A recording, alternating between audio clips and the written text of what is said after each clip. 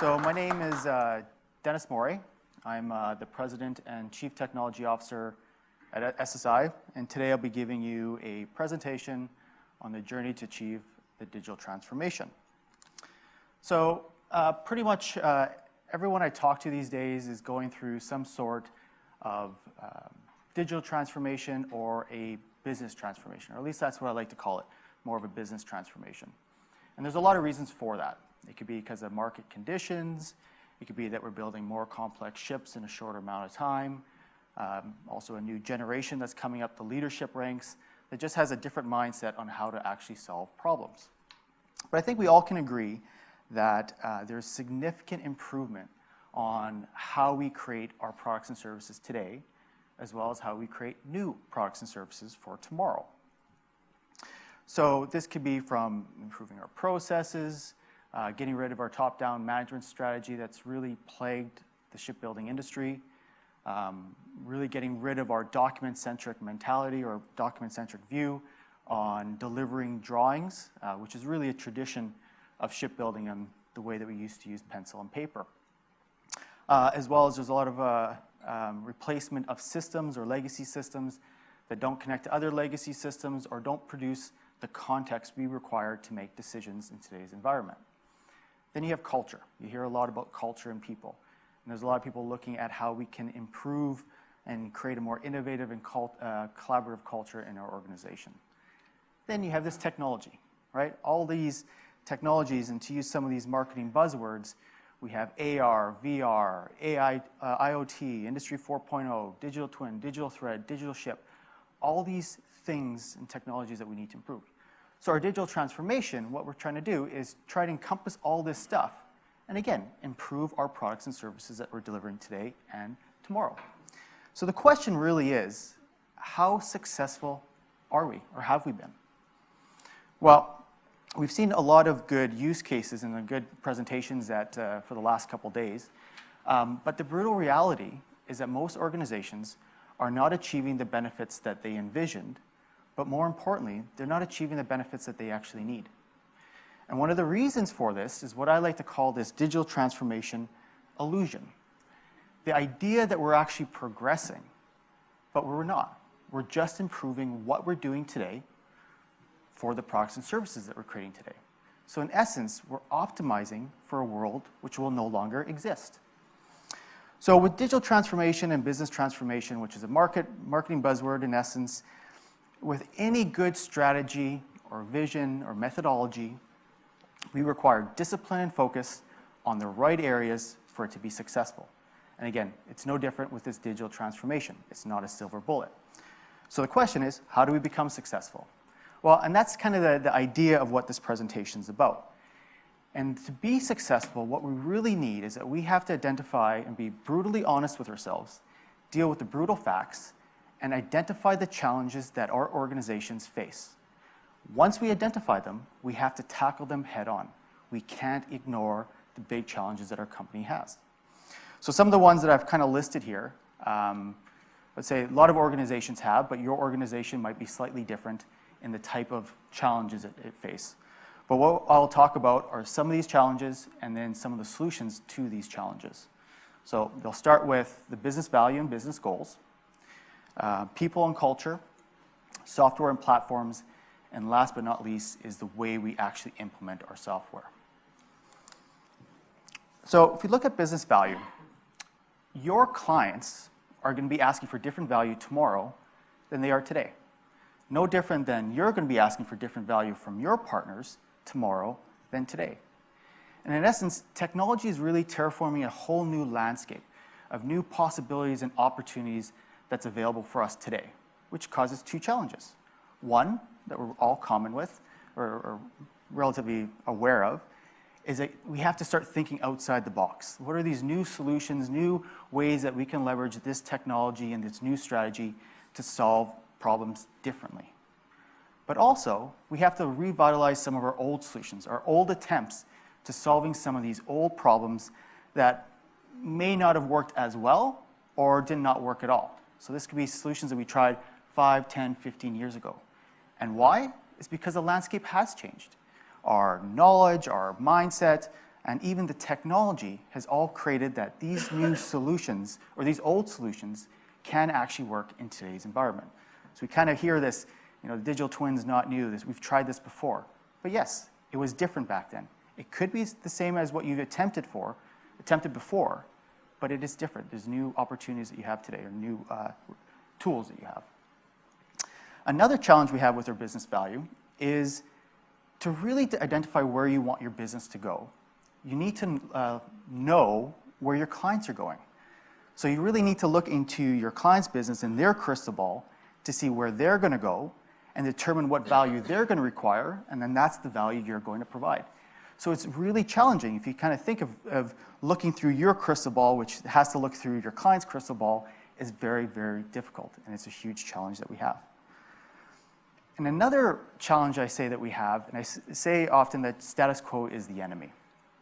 And this goes back with this digital transformation illusion. And it's not really the enemy, but what happens is there's a lot of organizations that are looking at their digital transformation as a cost-cutting initiative, which is staying with the status quo. And that's really not getting the whole picture of what the digital transformation has a benefit. Again, you're not optimizing for a world which will no longer exist. And it's good to focus on cost-cutting as your first step, but it can't be looked at as your end game. So one of the examples I usually give is a company called Kodak, which hopefully most of you guys remember who Kodak was. So Kodak used to create film and photography and great cameras that uses this film. They thought that their business value to their customers was film at a good cost and the cameras that use that film. So when this digital revolution was kind of going, and they saw this digital camera, they looked at it and said, hey, does this help me produce better film or a better camera that uses the film? No, it doesn't. So therefore, they ignored it. And we all know that they're not around these days, they're extinct. But if they properly identified what their value was to their customer, which was the ability to capture memories, if they identified that that was their value, they would have looked at this digital camera and said, you know what, this digital camera will allow us to provide the value to our customers for them to have a better ability to capture memories.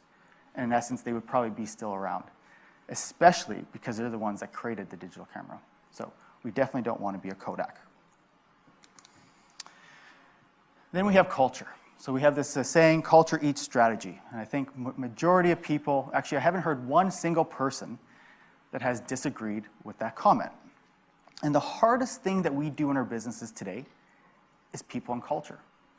And because of that, we choose to ignore it. We actually choose to ignore our people and culture issue.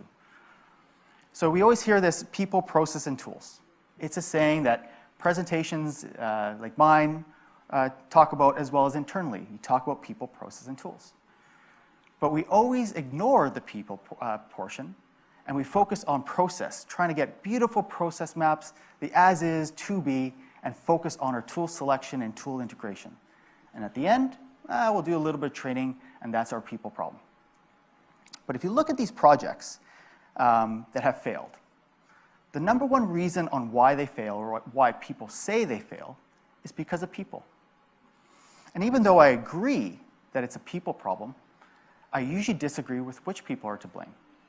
Because at the end of the day, I do not think it's the end user's fault. If they're not going to embrace the technology, if they don't want to change, it is not their fault. The problem starts from the leadership team. If the leadership team hasn't communicated the goals and values properly to the organization, and the reason why they need to change, it starts with the leadership team. Also, implementation teams. When you have these implementation teams, they always identify that people will be an obstacle or the challenge, yet they choose to ignore it. They focus on creating beautiful process maps, tools and integrations, and again at the end, a little bit of training and we're done. And then we don't get the benefits, or in some cases, it fails. Then we have to look at software and technology. So what ended up happening back in the day is that we used to have all these different applications, right? And we created ad hoc connections between them, and that didn't work. created a house of cards. We couldn't build a business on it. And what ended up happening is a lot of people start swinging the pendulum to the other side. And they wanted to look for this one monolithic solution, this one big software application that's going to solve all our business problems, that's going to be the source of truth, it's going to be fantastic, and we're going to have these small applications that feed off it. But it's a unicorn. That does not exist. And then what happens? Well, I invest in these platforms that's going to solve all my problems, and it doesn't, so I invest in other software applications. Then I try to connect these other software applications to this big unicorn, and it doesn't connect. They don't play. Reason? Because when we're looking at investing in this big platform, integration and openness wasn't a key requirement. So therefore, it wasn't part of that platform. So again, it's really hard to connect that information. Then you have the challenge of just being in shipbuilding. Hey, we are a relatively small industry compared to other manufacturing industries, and there's a limited amount of shipbuilding tools. And we all know that the business of shipbuilding is unique. It's not as unique as some of us think it is, but it's still unique. So trying to use these tools that are general or designed for other manufacturing industries, such as automotive and aerospace, which we hear often, and trying to adapt it and align it to the business of shipbuilding is very difficult and is a challenge that we have to face in pretty much every day. Then you have the challenge of legacy data. You know, we've been in business for a long time, and we've collected a wealth of good information. What to do with it? You don't want to lose it. How do you move this unintelligent or dumb data into an intelligent system? It becomes very difficult in trying to create information or relationships from it. And again, there's a lot of different variations of what legacy data is, some with more data and some with less. But it's still a challenge of how do we move forward with our legacy data. Then we look at the way we implement technology.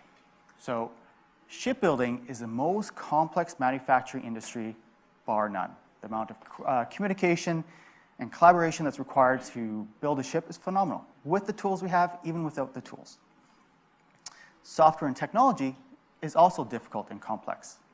It's not more complex than shipbuilding, it's not less. It's just different. And the challenge that we have in shipbuilding is that we think that because shipbuilding is so complex, that we can use the same strategies and processes to implement shipbuilding or to implement software and technology as we do shipbuilding. But that doesn't work. And the reason being is the way that it provides value to the customer. If you look at shipbuilding, if I only provided a quarter of a ship, half a ship, 3/4 of a ship to the customer, that has no value. But if you look at implementing software, if you take a big project and if you implement one small piece of it, that can have tremendous value to your business. So think of an integration project, which I'm sure most of us have done or are aware of, and you take one small sliver of it, a very small sliver of moving bill of material data from your CAD to your PLM to your ERP to purchasing. Just bill of material data. No documents, no 3D geometry. A small piece of that big project can add tremendous value to your business. Again, just imagine getting your bill of materials seamlessly through your organization. So because it provides different value, we have to get out of this mindset that the way we implement shipbuilding will work for technology. It's a totally different mindset. And it's a challenge that we have to get out of in our digital transformation. So again, how do we be successful? Well, again, the very first thing to do is be brutally honest and deal with the brutal facts and identifying your challenges, which we did, or at least I did. And then the next step is just to tackle them head on. So I'll go through some of these solutions or potential solutions to these challenges that I mentioned. So we look at business value and goals. You do not want to start a digital or business transformation without clear and concise business goals. There's just too many possibilities and opportunities that we have that you need to stay focused, and you need clear and concise business goals for it. Because until you decide what is truly important, only the unimportant gets done. So if you have your goals in your organization, and just to throw some out there, like high quality, low cost, low maintenance, and fast delivery time, or embrace change. those goals are too conflicting. So you're going to have your day-to-day decisions, the people that actually make your digital transformation a success. Some are going to go for quality, and some are going to go for low cost. And they're conflicting. And at the end of the day, neither of those goals will be achieved. So when you define your goals, again, you have to look at your clients. And just this conference is phenomenal in the case of really seeing the amount of change that's happening in our industry. I haven't seen this much activity in the last 2-3 years, or 2-3 years has been increasing. And it's quite exciting, but quite scary at the same time. Because again, you have to look forward to where your clients are going to know what value you need to deliver. So you look at some of the stuff that I kind of saw today, where you have shipping companies looking for partners to provide end-to-end solutions. Similar to what Rolls-Royce has done with jet engines, with the aerospace.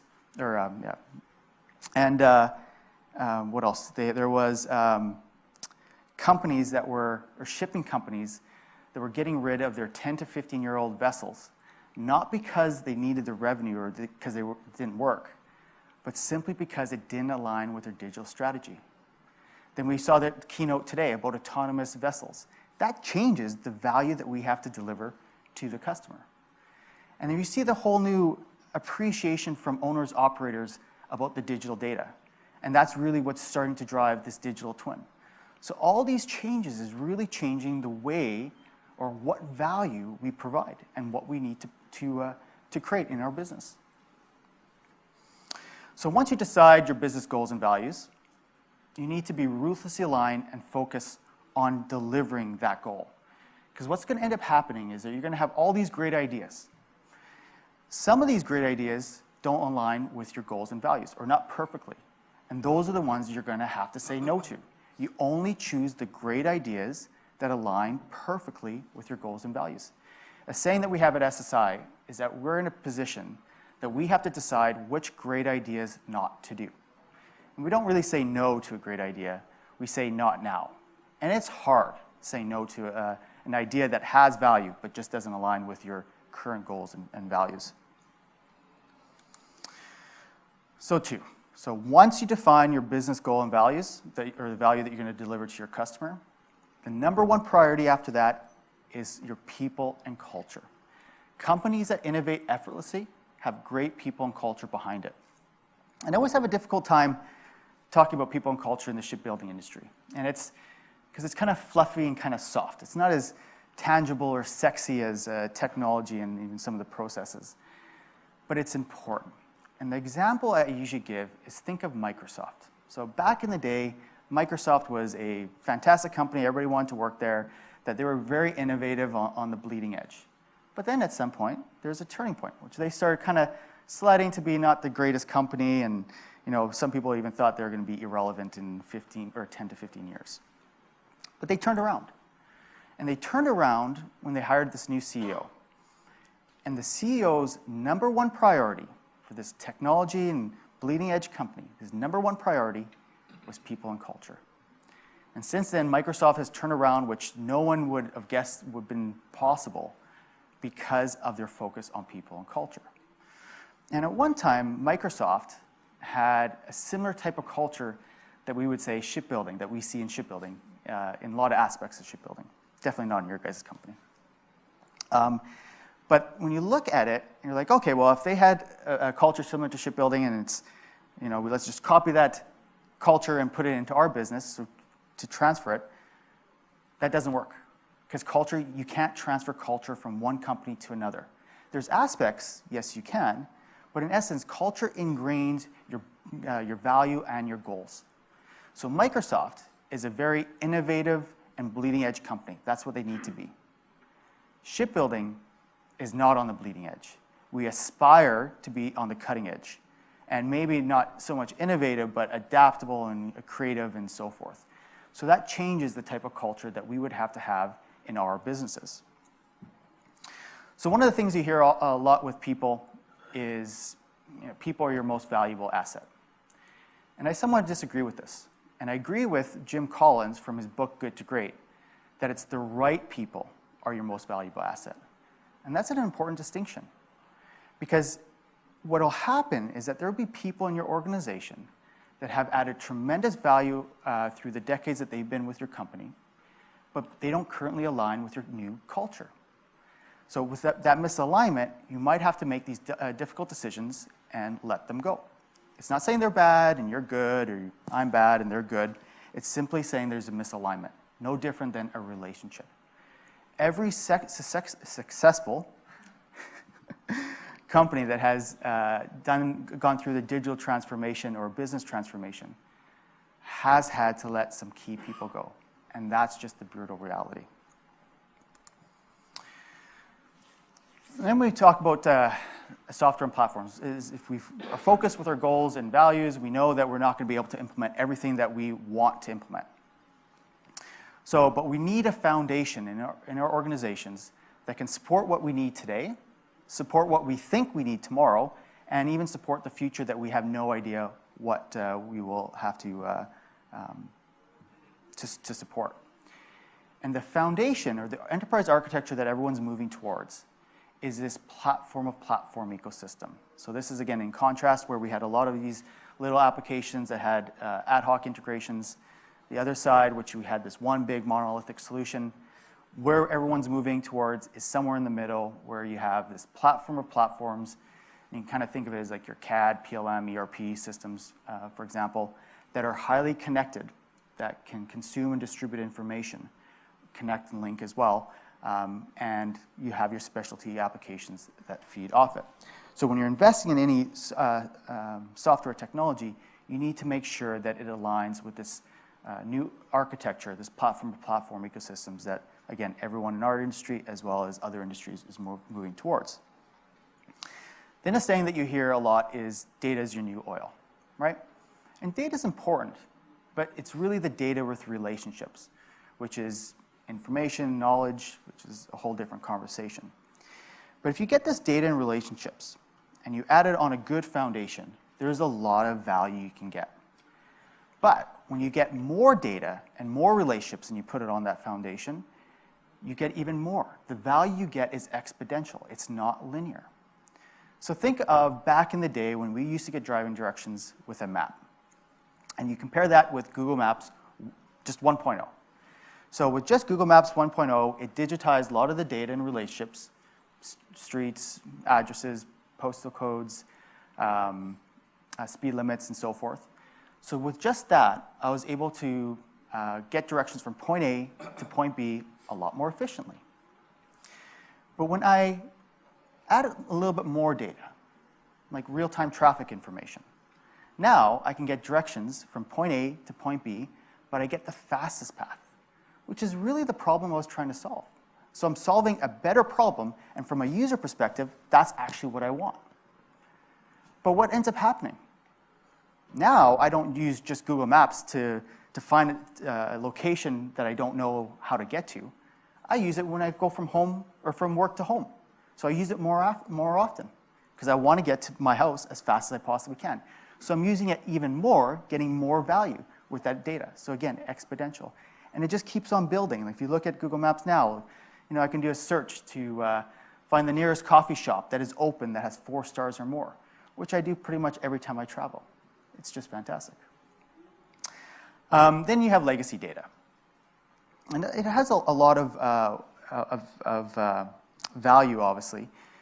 But the whole thing is what ends up happening in some cases, again, not all legacy data is the same, is that there's a lot of organizations that were trying to cripple their enterprise architecture, their modern, shiny new enterprise architecture, to support some of this legacy data because it's unintelligent. They just want to move the data and not create any new relationships. But that has a huge cost because for the foreseeable future, you'll be using this enterprise architecture. So some of the strategies where I think would work the best is that you always try to leverage legacy data, that you try to move it, but it's not a requirement. If it doesn't make sense, you don't do it. Because it could be good enough that you just view your legacy data, and then if and when you need it, you move it and then add the intelligence. So there's a lot more effort per piece of data that you transfer, but you're only transferring the data that you want. So therefore, overall, the investment to the business is a lot lower, the value is a lot higher, and especially because you're not crippling your future enterprise architecture that you're building everything on. Then if you recall this implementation of technology versus shipbuilding, and the value of software and technology is provided differently. Again, it's not more the big bang, it's more this agile implementation, which that is the way to implement software and technology in shipbuilding and as well as in other industries. And I caution you guys because agile has been such a marketing buzzword that everyone's saying they're doing agile. But there's a very small portion of people that are really doing agile. They're using the terminologies, but they're not doing agile. So, and this really came apparent when I was actually at a conference, and there was a bunch of directors and VPs talking, and one of them was our customer. And he was talking to one of the other attendees and saying that how they're working on a project that's agile, which wasn't with us at that time, or for that project, sorry. That it's not really working very well. They don't really know if it's going to be on time, if they're even going to get any value from it, and all this stuff. And he was just saying how he doesn't like agile, which I found quite surprising because he's been our customer for a while. Just in the last 2.5 years, we've worked on 7 projects with them. One of them was on time and on budget, and all the rest were under budget and delivered early, so a very good success. And we implement 100% agile. So anyways, I asked him, like, oh, that's kind of interesting. How is it working with my team? And I says, oh, your team's great. They're very communicative. They give us these prototypes. We use it. We give them feedback. They incorporate it. And we get more than what we need. Not what we asked for, but more than what we actually need. And I told him, well, we do agile. And then he comes back and says, oh, then I like agile. And the whole thing is, as an organization, we don't do agile and promote that we do agile. We just do it because it works. So I have 5 things here. If you have done agile and it hasn't worked, or you are doing agile, and if you don't have these 5 things, you're most likely not doing agile. There's a lot more, but for sake of time, I only put it down to 5. So the first one is embracing change. And I know you guys are all in the same industry, that you're looking, hey, shipbuilding, we live in change. That's our world. But it's slightly different. The change, so if you think of it like a new project, if you think that you're going to be able to create a requirements document with all your needs and wants, implementing software and technology, that's not the case. It's going to change. It could change a week after, it can change a month after. But when we have this shipbuilding mentality, think if you've got a requirements document and it changes within a week. You kind of have a different view of the people that created the requirements document or the team that created the requirements document. But from a software and technology, you just can't define all your needs because it's all uncharted territory. So change also from an agile that people get mistaken is that change for the sake of changing. And that's incorrect. Agile supports changing, but there has to be a good reason to change. Then number 2 for planning. One thing I hear is, with Agile, I only know what I'm doing in the next week or 2 weeks. I don't really know what I'm doing the next month, if I'm going to be on time, on budget, and all that stuff. And that's absolutely incorrect. Planning is essential for Agile. The difference is you're not constrained to your plan. If the plan should change it. So you kind of think of it as when you're driving home, you have a plan of the route that you're going to actually take. But if there's traffic, if there's an accident, you alter your plan, you alter your route, because you should. And that's no different with Agile. And there's many different Agile strategies on actually planning. There's story mapping. We use the 5 levels of planning where, for the first, couple weeks or a month, you define very detailed what you're going to do. But 3-4 months, you do have less detail. 6 months, a year, you have less detail, and so forth. So you have a detailed plan, but it's more focused at the beginning, and it scales throughout the whole project. And then one thing you hear a lot with Agile is sprints. I think we're all familiar with this time box sprinting of Agile. But one key thing that people are missing with the sprinting is that time box, at the end of it, has to have value. If you don't provide value at the end of the sprint, you're not doing Agile. And value has a lot of different ways you can calculate it, but it has to provide value. You can't just say, oh, time box, we did it, I can't show anything, so therefore there's no value. And there's different levels of the way you do Agile as well. So for internally, for example, our sprinting in our team is either a week or 2 weeks, depending on the internal team. But externally, when we work with our customers, we do a month to 2 months. So we have value that we deliver internally to make sure that we're progressing forward. And then that month and 2 months, we deliver something else to the customer, what we've built over that time, because they have different value than we do. Then building on the first 3 points, you have to build, analyze, learn, and repeat. And this is essential to a successful Agile. So you're building something of what you think you're going to deliver, you analyze it. Then you learn from it. Did I deliver the value that I need? Did I uncover a potential problem that's going to make the project more complex? Did I find a better way of doing it? And then you alter, obviously, your plan and your strategy moving forward significantly, like pivoting or just adjusting it. Then number 5, every significant project has some huge assumptions. And these assumptions, if they can cripple your project, meaning that if they are not true, your project will be not successful no matter how well you implement it, you therefore need to convert that assumption to a fact. And that's what we call the riskiest assumption test, the RAP. So one of the examples that we had is we had a customer that was moving from a 2D process to a 3D, right? Common challenge that everyone's doing. And we had a lot of assumptions on where we're getting this data, the maturity level, all this kind of stuff, as well as how the user is going to interact in a 3D world, which is significantly different than in a 2D. So what we did, and this project was supposed to take a year, we actually finished it in 9 months, but we took 3 weeks, which is a significant chunk at the project, to only create a prototype. And that prototype was to make sure that what we were building would work. So 3 weeks, we went off, we tried to get all this information, learned a lot of how or where this information was and the maturity level and the copying, the whole challenges that we have with data.